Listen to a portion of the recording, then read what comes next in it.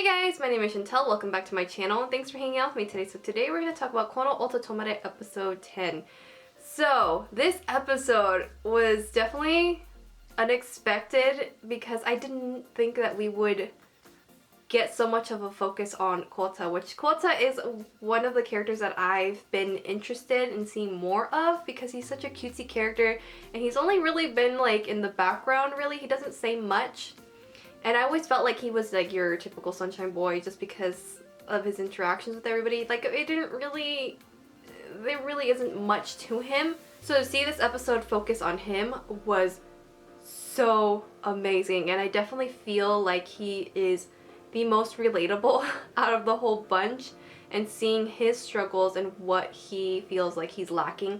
Because in this episode he feels like he's holding everyone back with the mistakes that he keeps making. And what I mean by mistakes is just that he feels like he's being left behind while everyone else is like improving little by little, because everyone has like areas that they need to improve on, but Kota himself felt like he was stuck and everyone around him was improving, and he was hearing like everyone else like the upperclassmen like praise everyone else like, oh, you're doing so good, oh, that sounds better, and then here you have Kota in the corner like, what am I doing wrong, you know?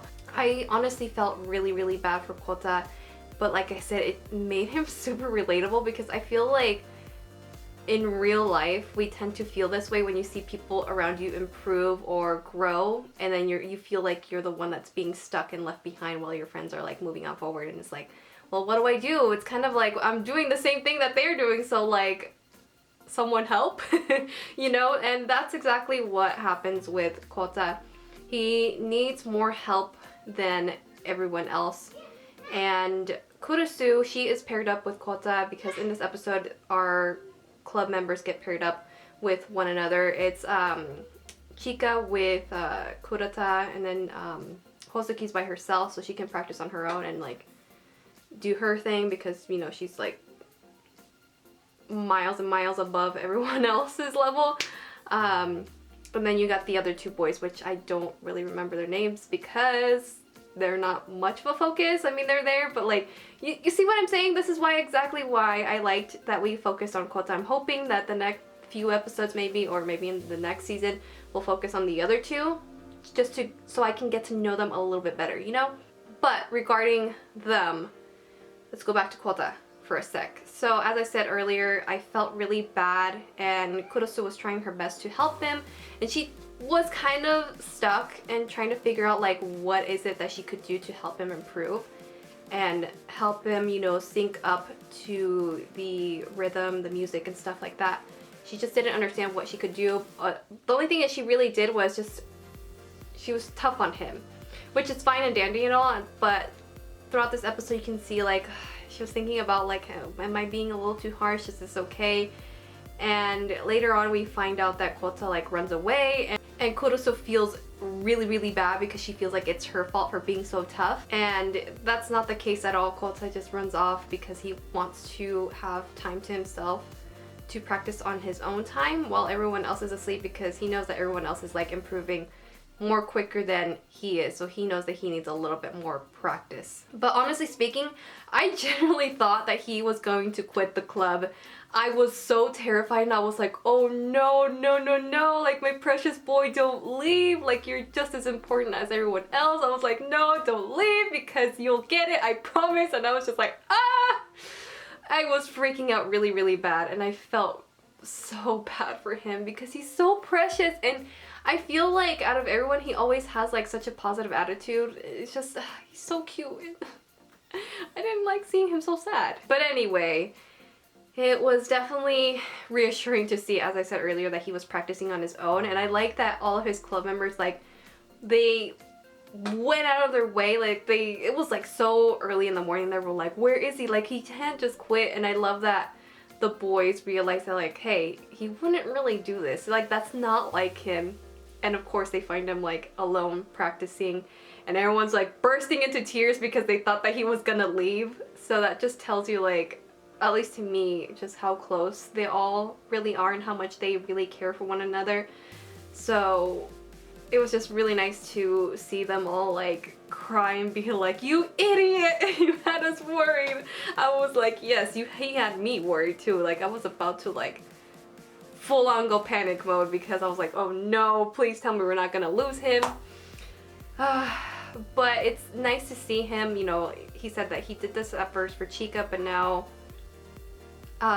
he's starting to understand that it's just way more than that. He didn't really know exactly what he was really getting himself into until now that he's starting to realize that for himself, and he's just like, well, this is bigger than just helping out a friend out. This is something that we're doing together, and I need to improve to not hold everyone back. But anyway, the last thing that I do want to talk about regarding Kota is that the boys stayed up all night trying to figure out what it was exactly that Kota was struggling with, and they finally figured it out, which I can't remember exactly what the term was, but I think it was something about like the upper beat, I think, if I remember clearly. That was what he was struggling the most with. And surprisingly, this is like kind of unexpected, at least to me, was when the teacher helped out Kota a little bit. He's like, here, like take the sticky note, and I was kind of confused. I was like, what is the sticky note gonna help with?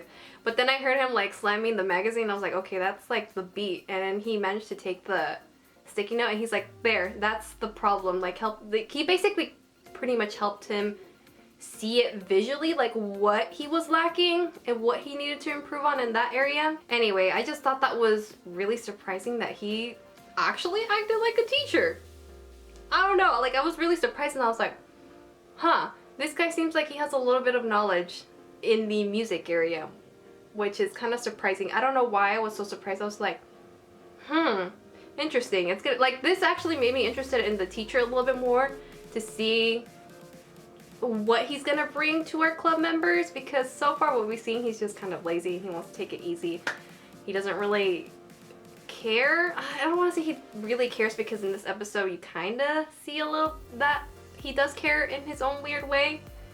I don't know. I just feel kind of neutral, I guess, towards the teacher, because before I didn't really like him. He seemed like an ass, but now I'm like, okay, maybe you're not as bad as I originally thought, but we'll see what happens. I guess maybe further down along the lines we'll see just what his story is and what's the deal with him, but we'll see. Anyway, and now that we're on the topic of the teacher, he was surprised by Kurata's words, because Kurata actually ended up facing him straight on and told him, you know, hey, like we're serious about doing this. We want to do a training camp, and if you're not gonna put in your effort and act like a teacher, then I'm gonna go tell the vice principal and the principal. They'll bring us someone else. Like if you really aren't gonna be a part of this, then fuck off. And I was just like, oh shit, like he actually like stood up for himself, and the teacher was actually really shocked. And the teacher obviously panicked, and he was like, huh, I didn't think you would actually stand up to me. Like this is new. And like I said, I was really shocked, but also very, very proud, because that shows just improvement and character development right there. He's going in the right direction, and I'm really happy for Kurata. So yeah. Actually, before I end the video, I really like that Chika, he asked Hozuki to play like the part that he wasn't good at, and just by watching her several times he got it. I was so surprised. I was like, oh shit, like that's actually kind of awesome. But it also lets me know that Chika is more like a visual learner, which is kind of cool to see, because I know people learn things differently, and we saw that with Kota too. So it's just really nice that, you know, our characters have different ways of picking up things, and they all have different learning styles, so that's awesome to see. And yeah, I think that's it for sure. I'm gonna go ahead and end this video here. I hope you guys enjoyed hearing me ramble on and hearing my overall thoughts as always, and I will see you guys in my next video. Bye!